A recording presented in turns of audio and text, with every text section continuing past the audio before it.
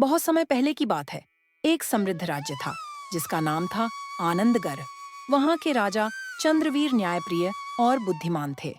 हर कोई खुशहाल और ईमानदार जीवन जीता था।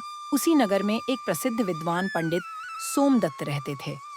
उनकी बुद्धि और ज्ञान की चर्चा पूरे राज्य में थी। एक दिन राजा ने उन्हें अपने दरबार में बुलाया।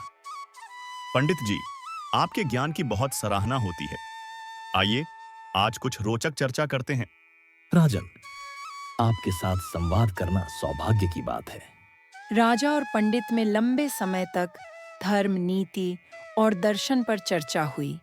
पंडित की बातें सुनकर राजा अत्यंत प्रसन्न हुआ और उन्हें बहुमूल्य उपहार भेंट किए। राज्य में सभी विभाग अच्छे से कार्य करते थे, लेकिन कुछ सैनिकों की प्रवृत्ति ठीक नहीं थी। वे लोगों को तंग करते और व्यर्थ की बातें करते।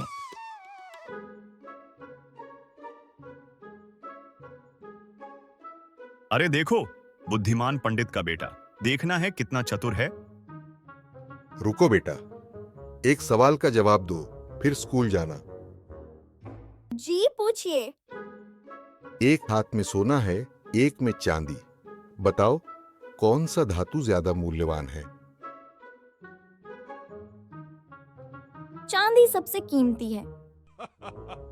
सैनिक हंस पड़े और उसे चांदी का सिक्का थमा दिया। अब यह रोज की आदत बन गई। हर दिन सैनिक वही सवाल पूछते और यशोमित्र हर बार चांदी को कीमती बताकर एक चांदी का सिक्का ले लेता। कुछ महीनों बाद जब राजा को इस बात की जानकारी मिली, तो उन्होंने हैरानी जताई। राजन, ये बच्चा रोज चांदी की मूर्खता दिखाकर सिक्के लेता है। नहीं, मुझे शक है कि इसमें कोई बुद्धिमानी छुपी है। पंडित सोमदत्त को बुलवाओ।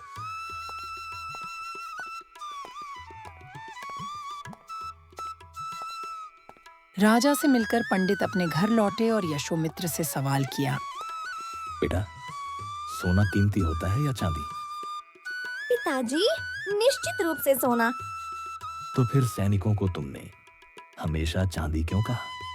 पिताजी, अगर मैं सोना कहता तो वे कभी सोने का सिक्का नहीं देते, लेकिन चांदी कहने पर वे हंसते हंसते चांदी दे देते।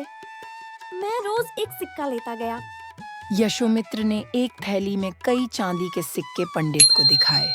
पंडित मुस्कुराए और उसे साथ लेकर राजा के पास पहुंचे। राजन, मेरा पुत्र मूर्ख नहीं है। वह चुप रहकर अपनी बुद्धिमत्ता का प्रयोग कर रहा था। राजा ने जब पूरी बात सुनी, तो वह हंसे बिना न रह सके। बुद्धिमत्ता का यह सर्वोच्च उदाहरण है। इस बालक में राज्य चलाने की समझ है। राजा ने यशोमित्र को सम्मानित किया और भविष्य में उसे राज्य का प्रधान सलाहकार नियुक्त करने की घोषणा कर दी। इस कहानी से हमें यह सीखने को मिलता है कि चुप रहकर समझदारी से निर्णय लेना भी बुद्धिमानी की पहचान है।